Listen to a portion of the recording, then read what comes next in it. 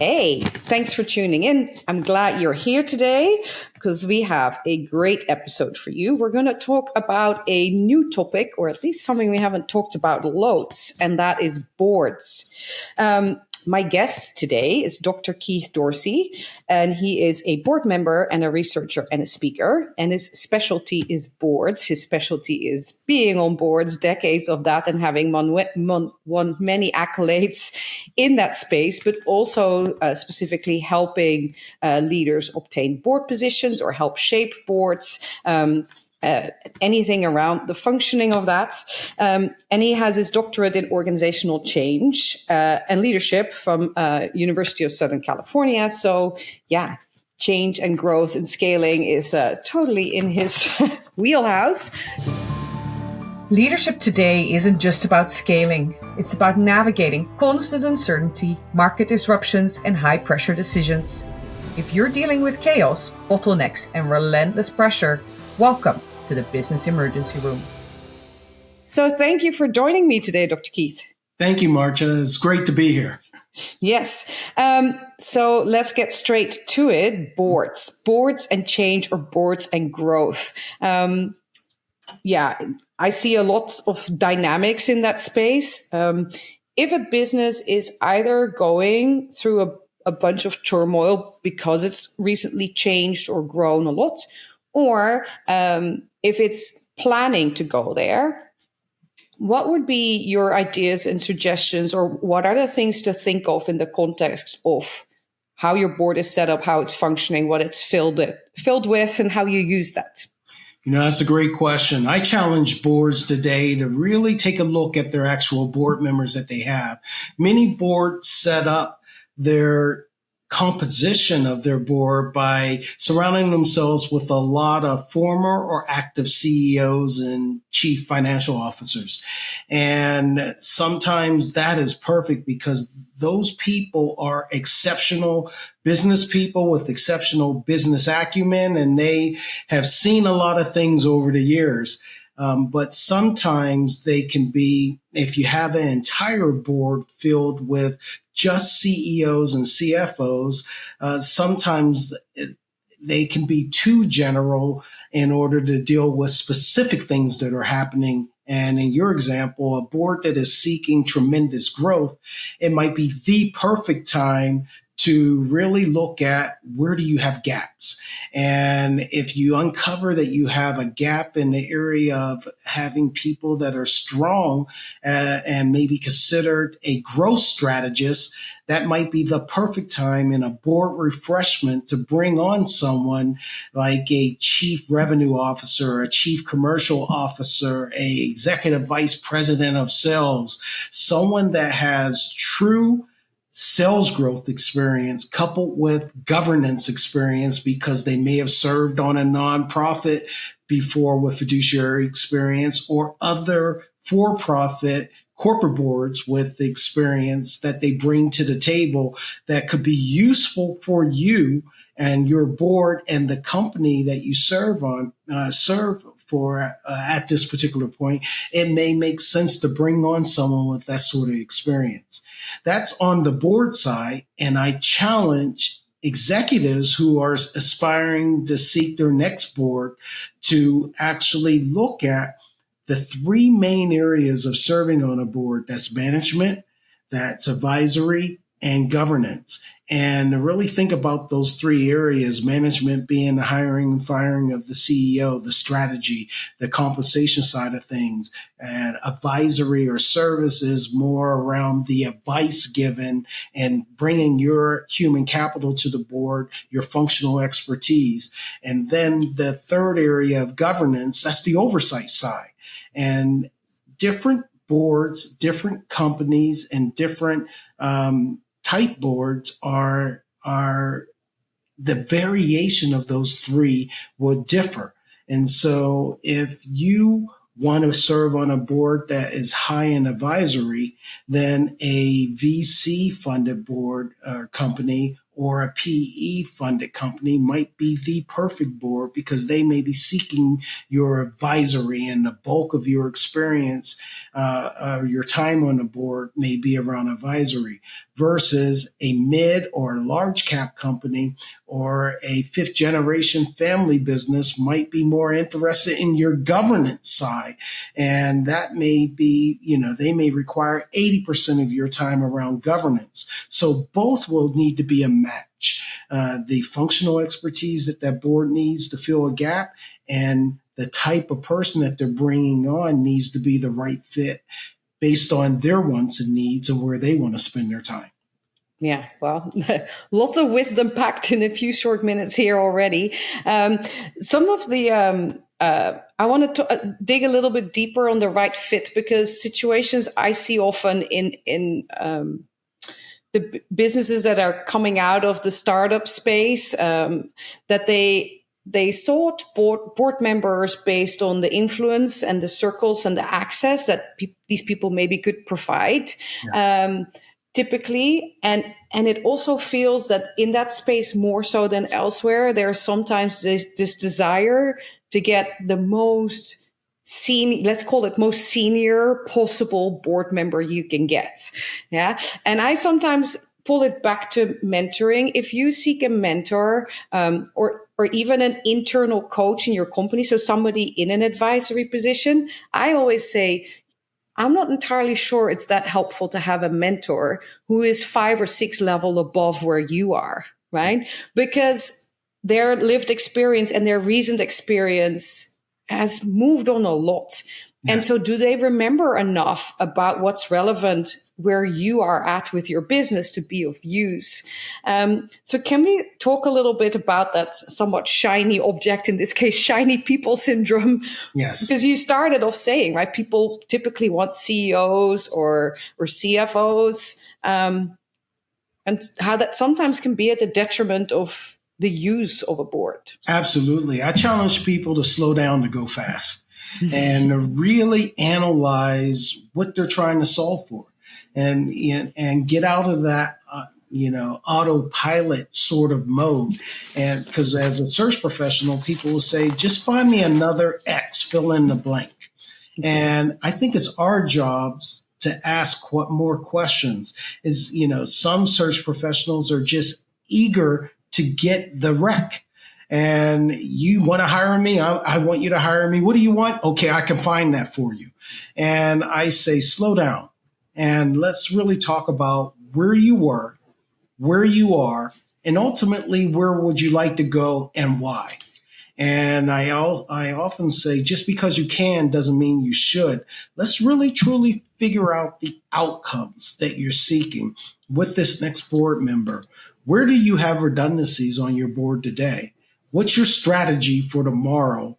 And how can we begin to fill those gaps for that? And like you said, Maartje, finding someone who's a celebrity board member who did this 25 years ago, before there were so many cybersecurity situations, before we were talking about generative AI and other parts of AI like we are today, and really running across different type of geopolitical situations as well in the marketplace.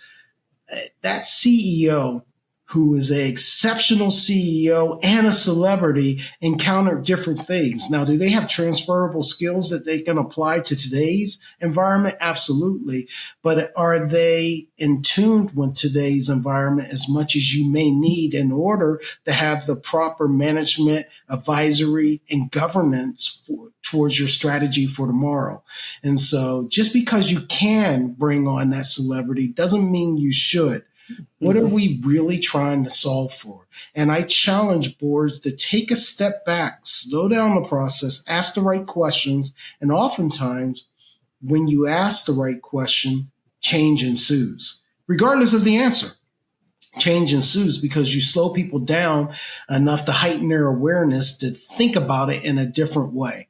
And that's what I try to do, and other board consultants try to do, is to slow it down and not just win their business, but to think about their outcomes and to help them reach their outcome.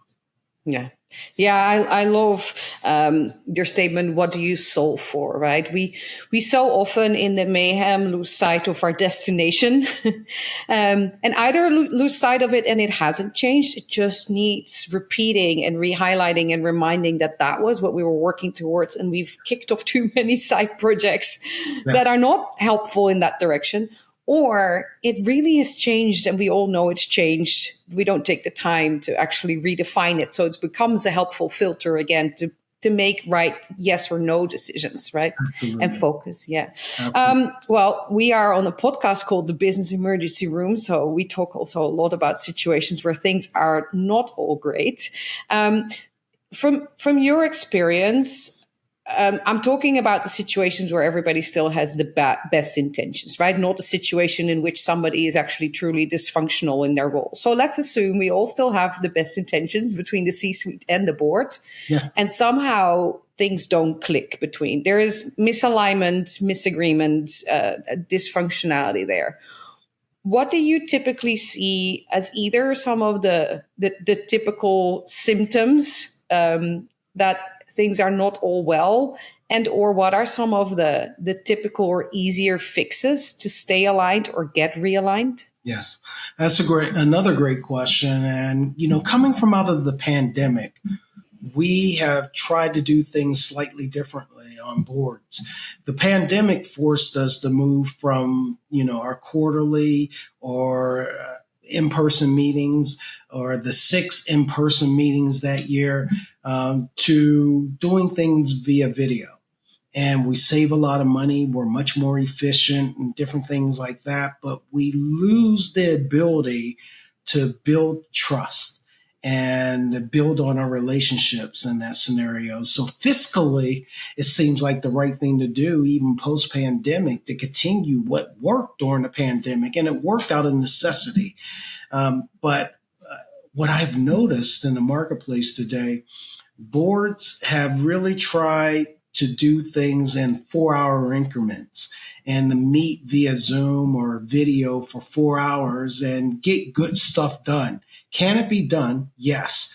What's the unintended consequence? It's normally around relationships. Boards prior to the pandemic typically would meet up in their committees the day before the board meeting, then go to dinner that evening and break bread and talk about families and talk about social things and their hobbies and different things like that. And you really get to know someone beyond their executive or board level work. And then the next day, for half a day or a full day, you meet together as a board.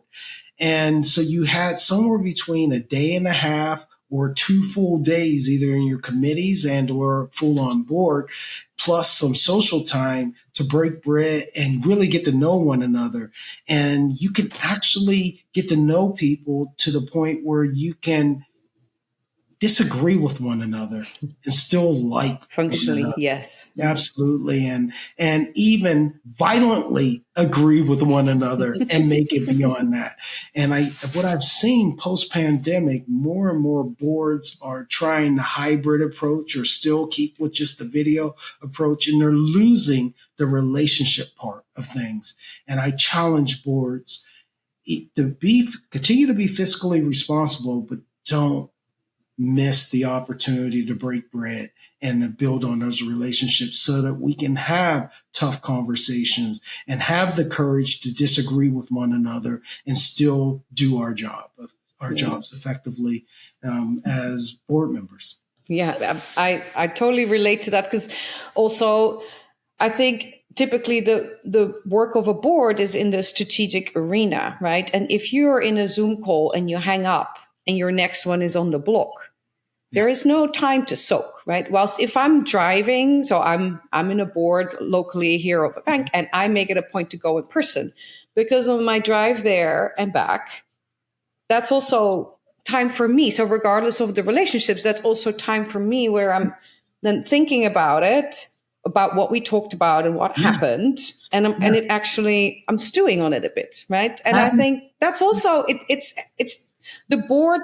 The work of a board member cannot start and end the minute the meeting starts and end, right? But that's what it becomes. in I that love sense. the way you put it, because in this environment of videos, we don't even have the time to walk to our next meeting. And so we're having to code switch within 5 seconds. You end one meeting, and 5 seconds later, you need to be on the other meeting and in the other meeting. And you really don't have time to properly reflect in between. And I love what you just said, because that's the part that's missing in today's environment, that self-reflection, that prep time. And to really let things marinate for a bit before you shift into your very next appointment. That's missing. Yeah, but there's different thinking that happens if you sit with it for a little bit and let it cook, right?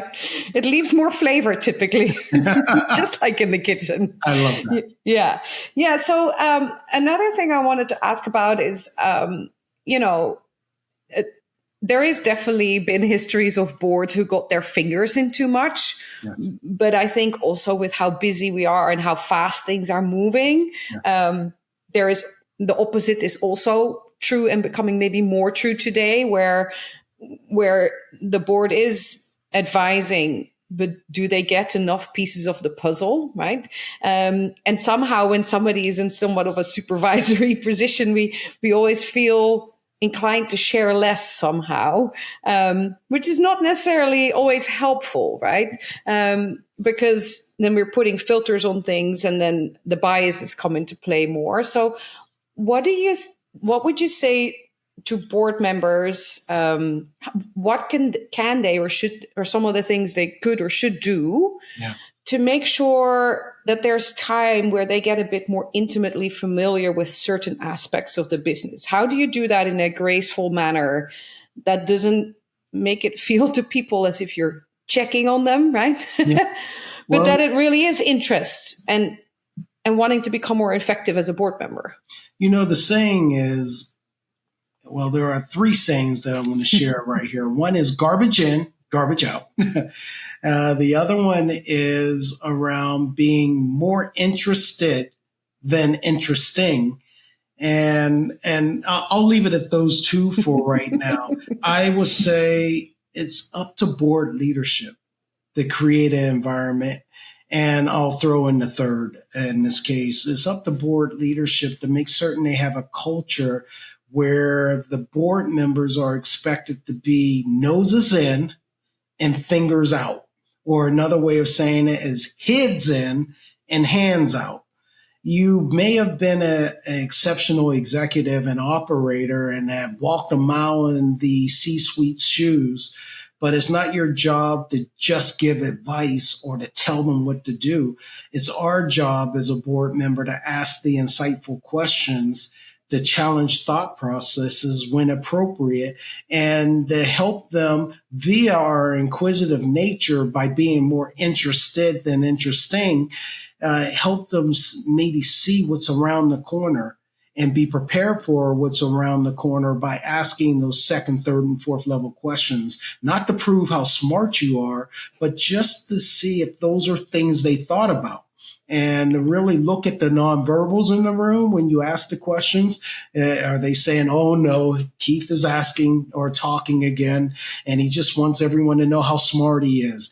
Or are they writing down notes and they're like, wow, I never really thought about it that way? Or do they have that nonverbal where they look up slightly to the left and they're like, I never really thought about it that way before. And I say often, and many others have said, just by asking the right questions, change ensues. And are you asking questions to catch them and just say, aha, I knew you weren't doing something? Or were you asking questions to really get a feel for what were they thinking? And that's more of that noses in and sort of, or heads in sort of approach. So as board leaders, did we create a culture of being inquisitive for all the right reasons because we care? Or did we create a culture of, I'm going to catch you doing things wrong so I can slap you on the hands and prove to you how smart I am? And that's what it comes down to.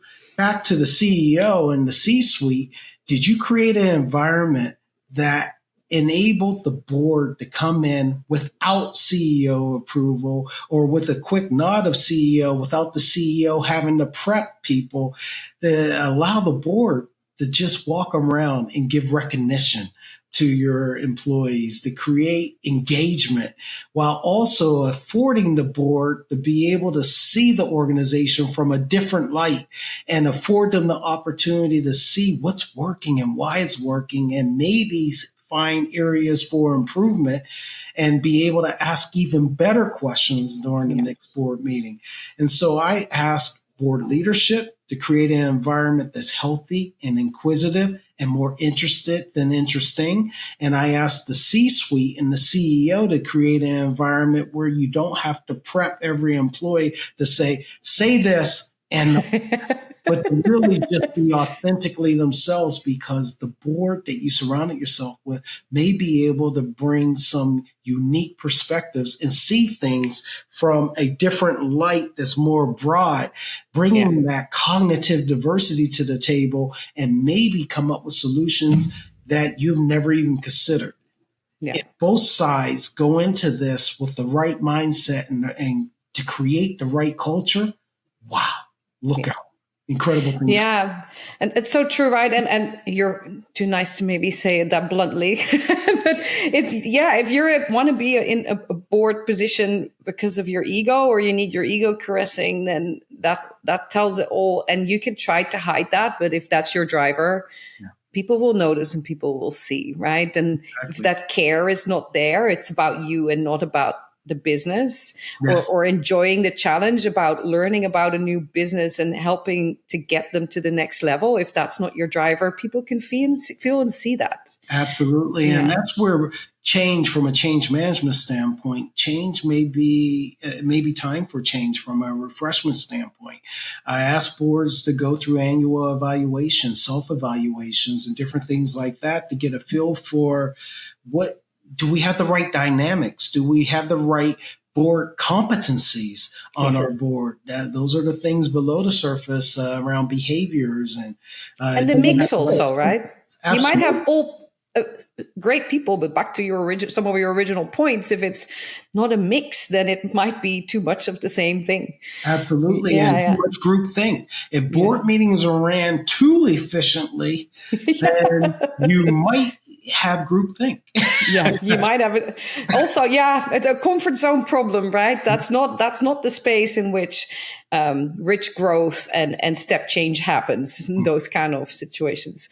And I would also plea in general that board members can challenge each other a little bit on that, right? Because sometimes the balance in seniority is a little bit off, and there is a CEO and a few senior leaders, and the board is simply bigger.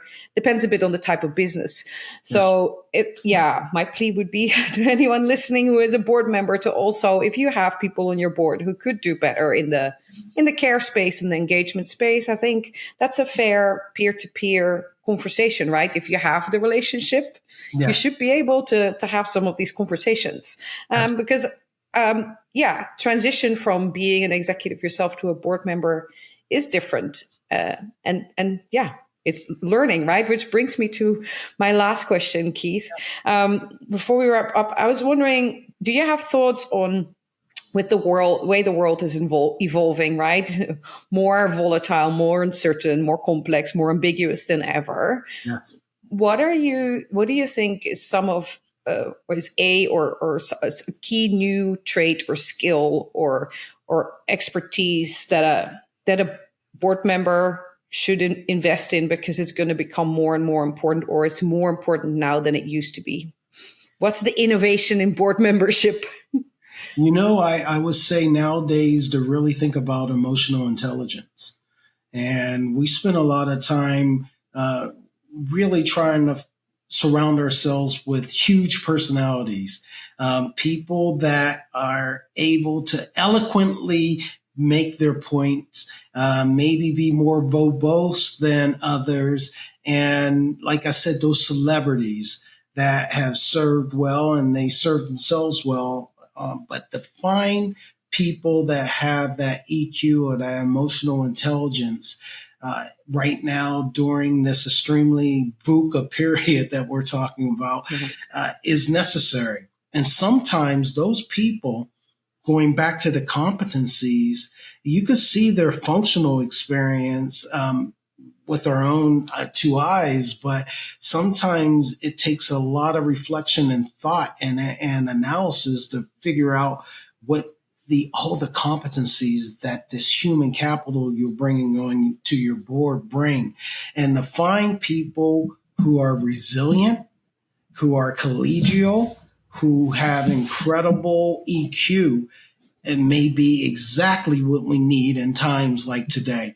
And those people are introverts oftentimes, and maybe not as verbose or vocal, but during an emergency, during a cybersecurity or ransom scenario, when you debrief with a board that has gone through something like that, oftentimes they say, I can't believe Mary. She was amazing. She rarely says things, but when she says it, people listen. But when we had that situation with a ransom in a cybersecurity situation, boy, did she take the reins and ran with it. And we're like, who's this person? Now I understand how she has such an incredible career, but she wasn't an extrovert. No. But she was that person with the incredible EQ. And I challenge boards to search for that, the cognitive diversity. And I call it optimal diversity. And to seek optimal diversity for your boards, which is a combination of observable diversity, or what others call demographic diversity, coupled with diversity of thought. Those and style and approach. Actually, when you are intentional about that, which combining those two, which I call optimal diversity, you then have a well-rounded board that can deal with the VUCA environment that we're in today. Yeah. Yeah, I totally agree with you. I think that's a nice summation, right? That if you have more different people with more different scars and different lived experience, you stand a better chance to navigate whatever comes at you, right? And the EQ is not what I thought you were going to say, but I see that, and as you were talking, I was thinking it's also you need to get better at it, because the speed of deployment, you need to be able to deploy it quicker than ever before, because everything moves quicker. So you do not get a week to stew about what should be my messaging or how do I tap into these people. You get much less time. And so you need that skill so that you can, in the moment, actually move and in a heightened emotional situation, still navigate, right? So, thanks, Keith, Dr. Keith. We learned we have a doctor in the emergency room. Great. That's always an extra good catch, no? I love this. What I love about having guests is that we hear definitely new things and learn new things. We also hear some of the same and similar challenges in a different context, and also explained with different vocabulary and different examples. And that helps so much, because you never know which one is the one that stays with you and actually is helpful. So I love the translation of similar and new things to the board space. So thank you very much for bringing that today. If people after hearing you talk are like, I want to talk to Dr. Keith, I want to find out about getting board positions or changing my board or other stuff that you talked about or do, where do they go? Where did I find you? I'm the founder and executive advisor of a company called Boardroom Journey, and that's at boardroomjourney.com. And, we focus on 3 areas, basically, or I'll even narrow it down to 2 areas. One, board consulting. And then from a board consulting standpoint, we'll really help you analyze your board that you have today. The other side is to help executives and government officials make the transition from where they are today in their career to ultimately where they would like to go when they are aspiring to get on their first board or their next board. And so that's what boardroomjourney.com is about. And you can also find me on LinkedIn under Dr. Keith D. Dorsey and at LinkedIn. And Dorsey. That is correct. Yeah. Thank you. Well, Dr. Keith, thank you again. The people who got you here might not be the people who get you there, and changing people is sometimes helpful to reach next levels. And it's always about the people, right? That's the Absolutely. conclusion of it all. It's always about the people and the relationships. So Well, thank you very much also to you all tuning in today. I was glad you were here. I hope to have you back on the next episode. So till next week. Thank you. thank you, Maartje. That's it for this episode of the Business Emergency Room. If you are currently dealing with chaos or disruption in your business, please reach out. You can email, text, or call, and I will find a way to connect with you within 24 hours. I've helped others steer out of the storm, and I know I can help you too. Talk soon. Please like, subscribe, and share.